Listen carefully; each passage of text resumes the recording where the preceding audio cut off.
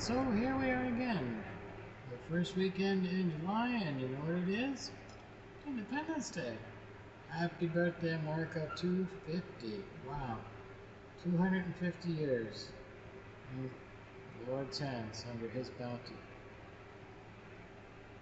America the free. And we are blessed to say, in God we trust. Well, when we last left off on the Matthew Simpson story, chapter 25, we're going to begin chapter 26 today. And the greatest war that was ever fought on U.S. soil outside of fighting the Brits for our freedom was our own Civil War. A very tragic and sad war. But yet, when brothers fight brothers, no one wins, right?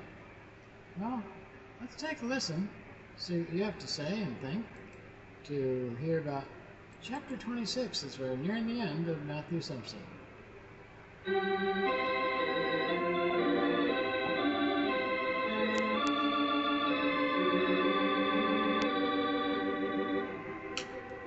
We greet our friends everywhere with Chapter 26 of No Ordinary Man, the story of Matthew Simpson. This is another in the series, Stories of Great Christians, brought to you by the Moody Bible Institute of Chicago.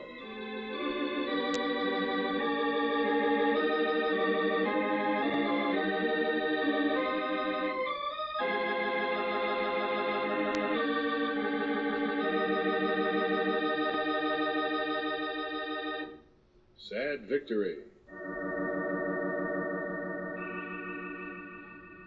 And in my dream, when I looked down into the coffin, the body stretched out there was my own. In my dream, the dead man in the casket was I, Abraham Lincoln.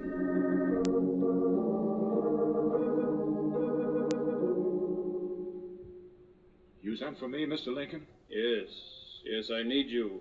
You and 10,000, 100,000 men exactly like you. But what can we do? The war's over, for which God be praised. For which God be praised. Bishop Simpson, as I said before, I need you. What for? Reconstruction.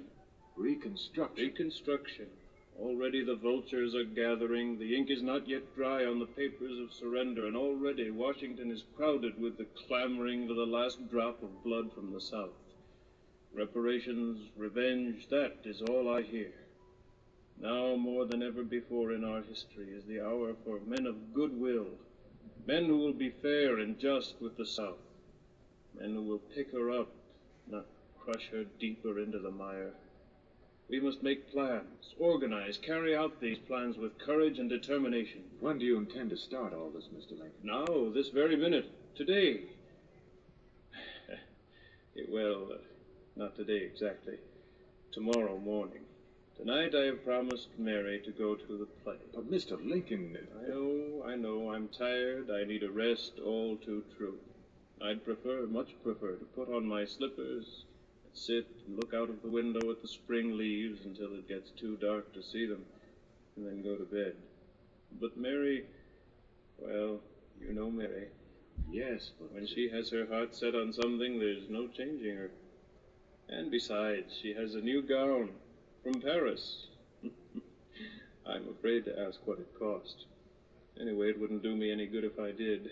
But, Mr. Lincoln, Is that all you can think to say, old friend? But, Mr. Lincoln? But, Mr. Lincoln... Oh, I know. Washington is crowded. There are still many bitter Southern sympathizers about. Some of the troops are getting noisy. I know all that. But you don't know Mary. Now, we'll be as safe as houses.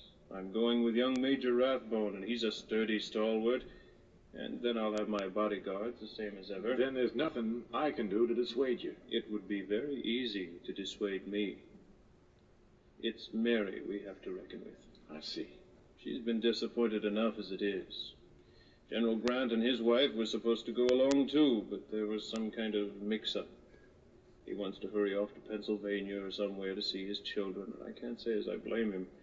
And anyway, although I never dare say it upstairs, I understand Mrs. Lincoln and Mrs. Grant are not exactly the dearest of friends. But I'm not supposed to know that. Well, then you are going alone. Well, not alone.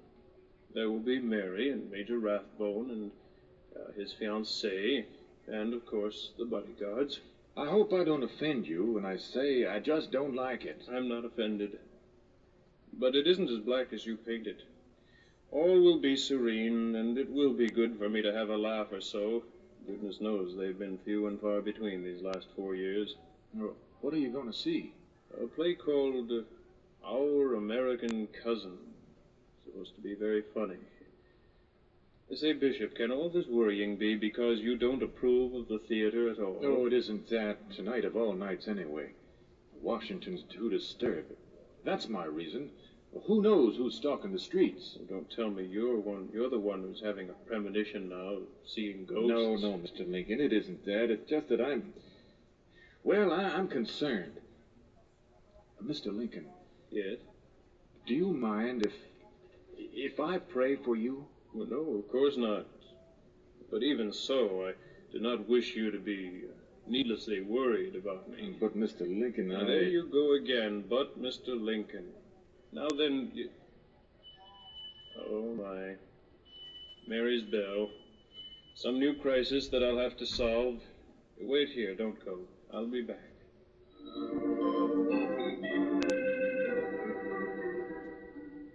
And in my dream, when I looked down into the coffin, the body stretched out there was my own.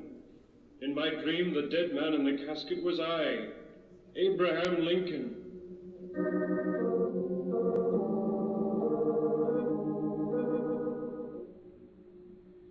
Well, how do I look? You look very weary. Oh, I don't mean how do I look as far as my health is concerned. I mean how do I look as far as my sartorial get-up is concerned.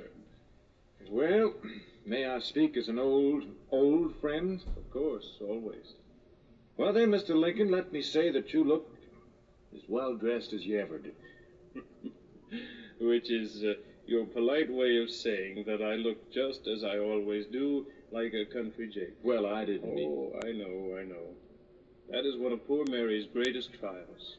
I am a plain and simple man, and simply cannot get myself all dolled up like Stanton or Fremont or those other dandies. You could take the boy out of the country, Bishop, but you can't take the country out of the boy. After all, you are the president. Should be able to wear what you like. Well, you try to tell that to Mary. Just the other day she said... Mr. Lincoln? Yes, Mary. The carriage is here. It's time to go. Yes, Mary. Mary, this is Bishop Simpson. How do you do? Mr. Lincoln, the carriage. Yes, the carriage. We must not keep it waiting. Bishop, my dear friend, I must say goodbye. You make it sound so formal. You're not going far or staying long. I'll be here in Washington indefinitely. Well, I will see you again soon. It's cold. I seem to feel a cold wind. Perhaps there's a window open or a draft from the floor. My shawl. Yes, here it is, sir. Thank you. Yes, it's goodbye. One good thing. What's that? One good thing with you fellows. You're sure that if by some mischance you don't meet each other again here, in this world, you at least will be sure of meeting again in the air. We shall meet again in the air. Mr. Lincoln? Yes, Mary, we must go immediately. Bishop Simpson, goodbye. But, Mr. Lincoln... The time is at hand. I must go now. Go to Ford's Theater.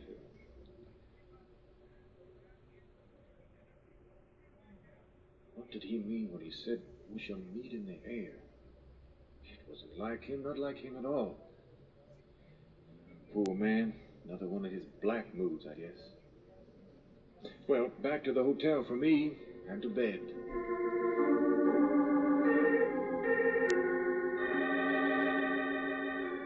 In my dream, when I looked down into the coffin, the body stretched out there was my own. In my dream, the dead man in the casket was I, Abraham Lincoln.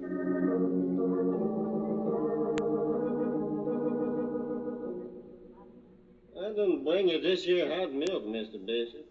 Being as how I recollect your rights laid, I bring you another can. Oh, thank you.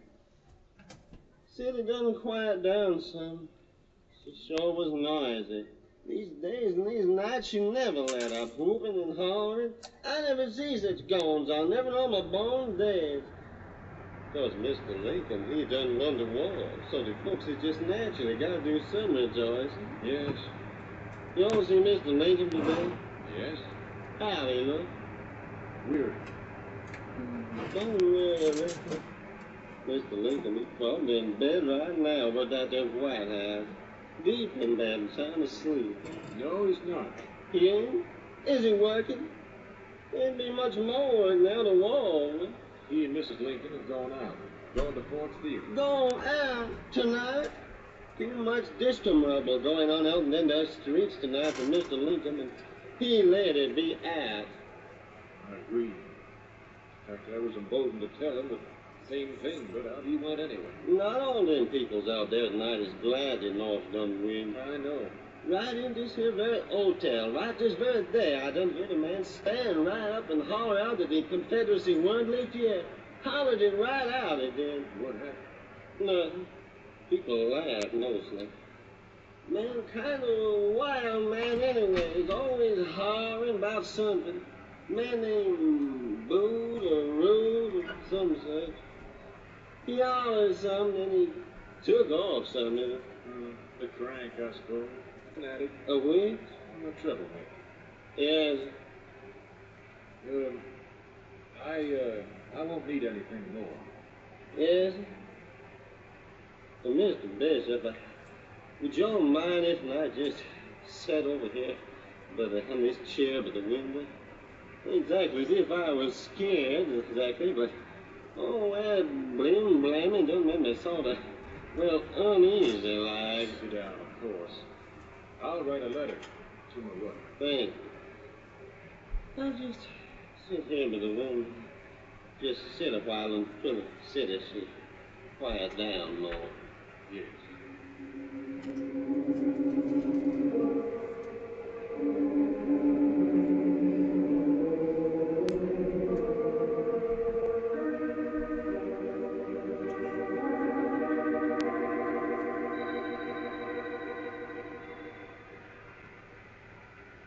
Seems like you've been riding a long time, powerful long time. I'm almost finished. There. So he's quiet now. Getting late. Hey, look out, Chad. Man on a horse, going fast. Yeah. Going mighty fast. Mm-hmm. When he come tearing past, I saw his face just for a wind. He looked just like... No, it couldn't be. Well, probably a courier. No soldier. Pale man.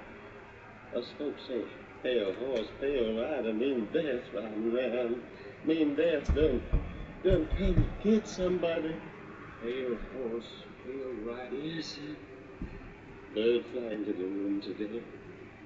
That mean death too. Bird fly in, tell folks death come by and by. Superstition. Yes. But there she come just the same, though. Isn't that noise? Bad noise. Sound like people crying. Yes, sounds like... It almost sounds like weeping. Yes. That can be good for... And there should be weeping and wailing.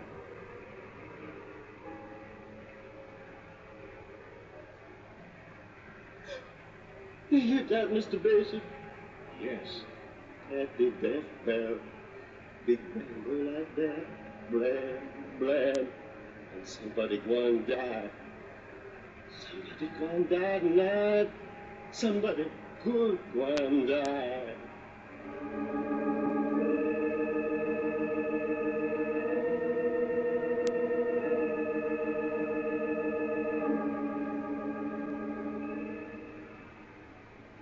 Dream when I looked down into the coffin, the body stretched out there was my own. In my dream, the dead man in the casket was I, Abraham Lincoln. At last I could understand what the people were saying. They were saying, Abraham Lincoln is dead. Abraham Lincoln is dead. Abraham Lincoln is dead.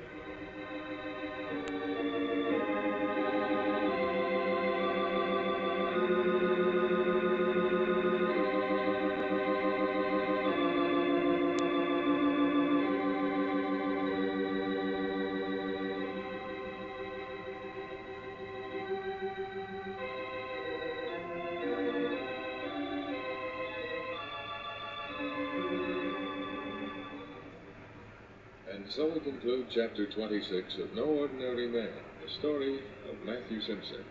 This is another in the series, Stories of Great Christians, which come to you transcribed from the Moody Bible Institute of Chicago.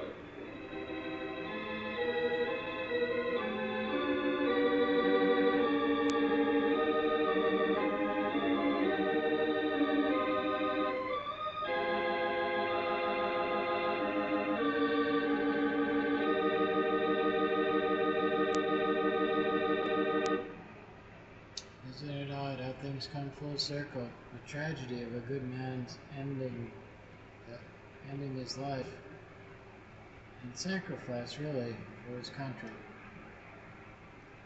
President number 16, Abraham Lincoln.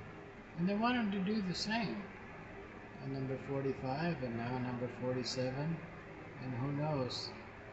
His fate would have been that already.